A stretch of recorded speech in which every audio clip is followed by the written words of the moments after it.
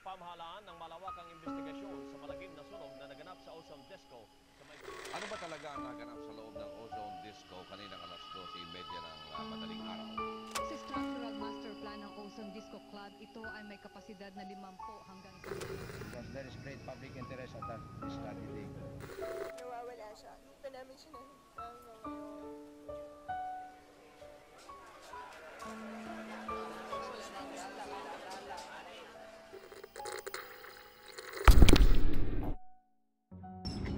Hanggang ngayon, binabalikan ko yung mga lugar na dati lagi nating pinupuntahan. Ang tagpuan, sa damuhan,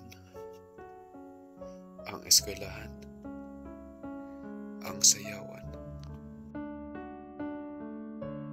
Bumalik ako sa lamin na ang dating bakal na pintuan.